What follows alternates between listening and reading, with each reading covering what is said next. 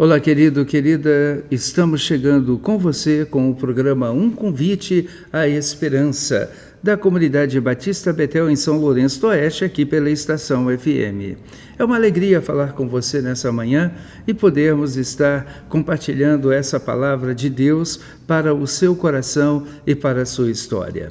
Eu estou aqui, a Comunidade Batista Betel, a rua Rio de Janeiro, 789, aqui em São Lourenço do Oeste. E temos uma novidade para você.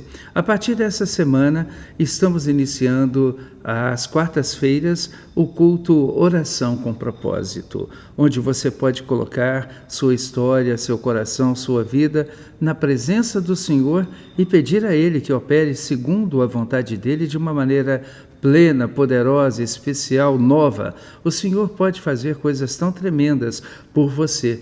E eu creio que nós estaremos orando por você, ungindo você, e Deus é capaz de fazer coisas maravilhosas e sobrenaturais na sua história. Se você crer, você verá a glória de Deus. Venha, 19h30, nessa quarta-feira, Rua Rio de Janeiro, 789. Nós temos também aos domingos, às 19 horas, o nosso culto de celebração. E você é nosso convidado. Vamos então à meditação de hoje. Nós temos falado sobre restauração, o desejo restaurador de Deus em nossa vida, em nossas almas. E a Bíblia diz que a lei do Senhor é perfeita e restaura a alma. Tudo que precisa de restauração é aquilo que de alguma maneira foi fragilizado, desestabilizado, desconstruído. E eu estou aqui falando à luz do livro de Neemias, quando a palavra do Senhor nos fala exatamente sobre essas questões que dizem respeito aos dias de Neemias, em que as muralhas de Jerusalém e as portas haviam sido destruídas, queimadas a fogo, e o povo que estava dentro daquela cidade estava em grande assolação, até que Neemias colocou no seu coração o propósito de providenciar esta restauração.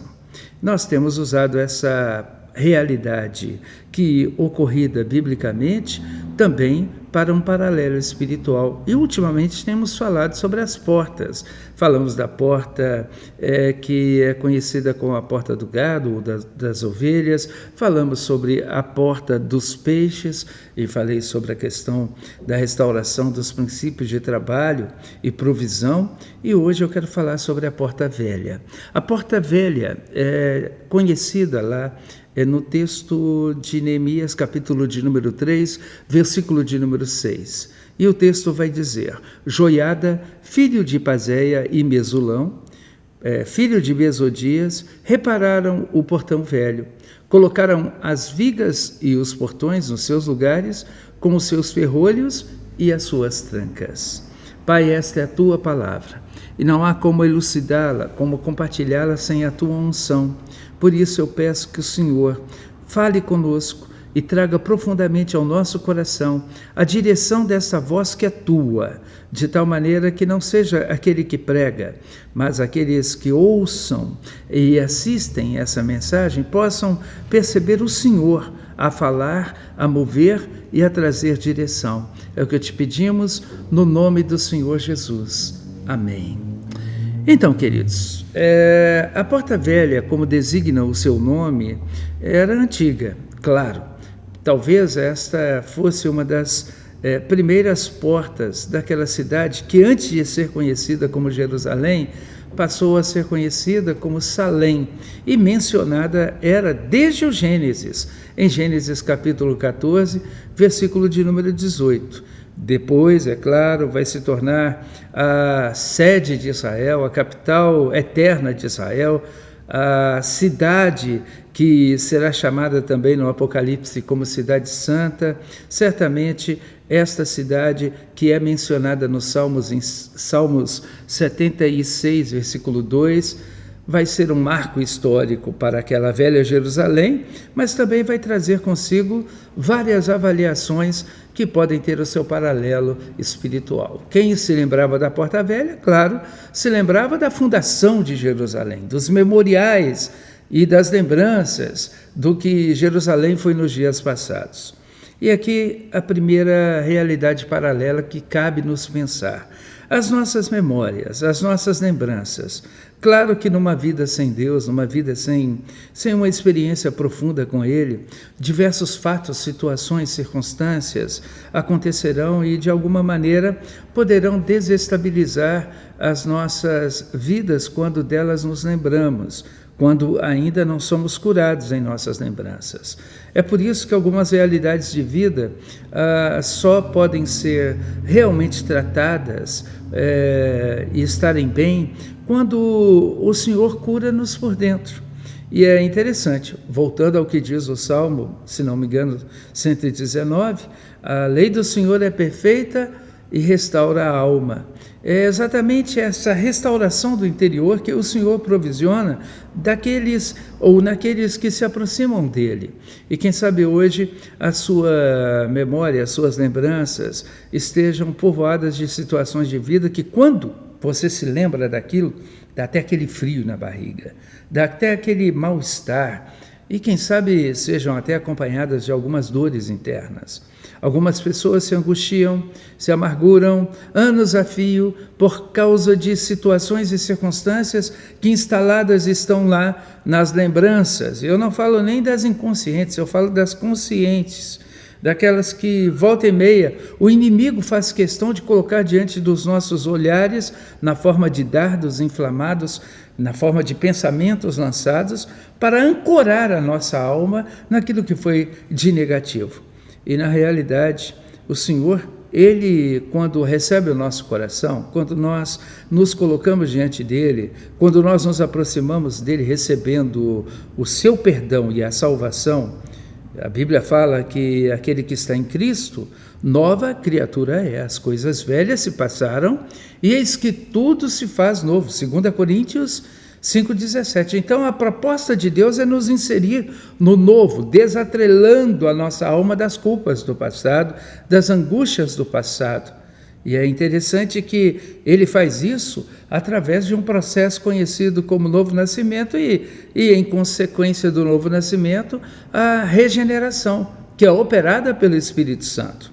Certa vez falava o Senhor com Nicodemos. Jesus estava em João capítulo de número 3, conversando com um líder religioso, e aquele líder religioso chegou para Jesus, bajulando Jesus, né? O senhor é um bom mestre, o que eu vou fazer para herdar a vida eterna? E tendo um diálogo assim, bem religiosal, né, com Jesus. Jesus chega para ele e fala, olha, vamos ser objetivo, eu estou trazendo uma linguagem de hoje, vamos conversar num papo reto? Você precisa nascer de novo. Quem sabe Nicodemos ali até ironizou, ele disse, olha, mas eu com essa conjuntura, com essa realidade de vida, com esse tempo de vida, devia ter 38, 40 anos, naquela faixa etária mais ou menos, ele vai pensar, como é que eu vou entrar no ventre da minha mãe e nascer de novo? Ele leva para uma conversa que não era própria, que não era aquela que Deus tinha para ele, que Deus queria operar na sua história. Ele pensa na reencarnação, ele pensa nos processos reencarnacionistas, quem sabe, como muitos pensam hoje, e Jesus vai dizer, não é desse nascimento que eu estou falando, não é da carne, não é da vontade do homem, não é das possibilidades humanas, não diz respeito à carne e sangue, mas isso é da água e do Espírito. O que ele está dizendo agora é que esse novo nascimento, essa nova história, se dará por uma ação interior produzida pelo Espírito Santo em alguém em vida, não depois da morte. Até porque Hebreus capítulo de número 9, versículo de número 27, vai dizer da seguinte maneira, aos homens está ordenado morrer uma só vez, vindo depois disso o juízo. Então, quem morre uma vez, vive uma vez. Está muito claro, pelo princípio cristão, que não se trata de um processo de renascimentos, mas de um novo nascimento que opera-se em vida, na caminhada vivencial, enquanto temos o nosso tempo aqui. Então, quando falamos de restauração das coisas da nossa vida, se starta essa restauração no novo nascimento a partir de um encontro com Jesus, como sendo Jesus o nosso Senhor e o nosso Salvador. É quando nós damos o nosso coração para Ele. Em segundo lugar, nós vamos ter uma outra realidade. A realidade de que estamos diante de um Deus que é vivo, que é soberano, que é poderoso e que opera em nós para curar o nosso coração com relação às lembranças passadas. Ele é aquele que diz: dos teus pecados não me lembrarei jamais. E ele vai dizer ainda mais: eu vou lançar os pecados, as culpas de vocês no mar do esquecimento. Paulo compreende tanto isso que ele vai também dizer: esquecendo das coisas que para trás ficam, prossigo para o alvo, para o prêmio da soberana vocação. Ele está desatrelado do passado.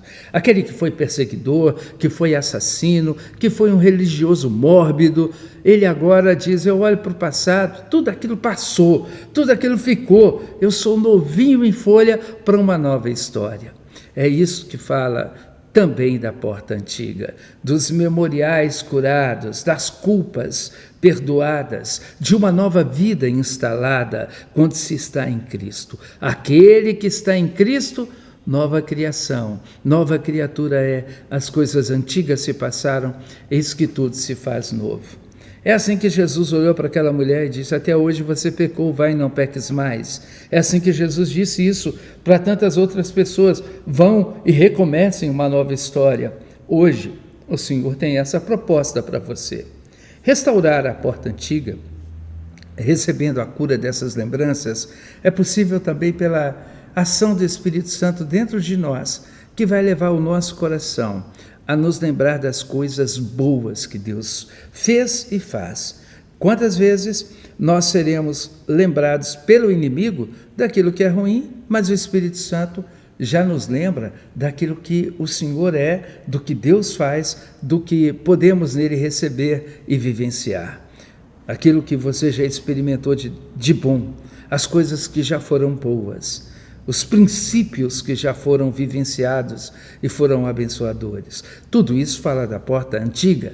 E a Bíblia fala das veredas antigas, que nós não devemos nos deixar de lembrar delas. As veredas antigas falam dos caminhos abençoadores, da honra a Deus, da honra aos pais, da boa ética, da boa educação, da boa conduta, dos valores dignos de se viver na família e na sociedade. Tudo isso deve ser trazido à memória. A Bíblia diz em Lamentações, capítulo 3, versículo 21, eu quero trazer à memória o que me dá esperança. Então, querido, falar da restauração da porta antiga é falar de todas essas coisas que o Senhor deseja operar em nós. E a gente precisa ter o coração aberto para isso. Hoje, quem sabe, você precise também restaurar a porta antiga no sentido de viver aquilo que Deus já fez na sua história. Quem sabe você um dia caiu, você um dia se desviou, deixou a casa do Pai, deixou a presença do Pai e você foi para longe, assim como o filho pródigo, até que aquele filho pródigo caiu em si e falou: puxa vida, a minha vida era tão diferente na presença do Pai. Haviam tantas coisas tão boas na presença do Pai e eu quero voltar para a casa do Pai. E a Bíblia fala que ele fez isso. Quem sabe ele achasse que o pai nunca iria recebê-lo, e ele disse: eu vou voltar para lá e pedir para ele: deixa eu ser um escravo na sua casa. E o pai, quando o viu de longe, alegrou o coração e já começou a abrir os braços para recebê-lo e o restaurou à condição de filho. Você hoje pode voltar para a casa do Pai. Não importa quem você seja, você pode voltar para a casa do Pai. Ele está te esperando com os braços abertos. Nós queremos orar com você. Pai, no nome de Jesus, eu quero orar com essa pessoa, com essa vida, e eu quero pedir ao Senhor que o Senhor opere essa maravilha nesse coração, que realmente esse coração volte para a Tua presença e viva o melhor que o Senhor tem, o melhor que o Senhor tem para essa história, para esse coração. E se alguém precisa voltar para a casa do Pai, que volte em nome de Jesus. Amém. E já que estamos falando voltar para a casa do Pai, estamos aqui na Comunidade Batista Betel, em São Lourenço do Oeste, Rua Rio de Janeiro 789. Venha, você pode vir às quartas-feiras às 19h30 ou aos domingos às 19 horas. Você pode viver o melhor de Deus na sua história. Um grande abraço.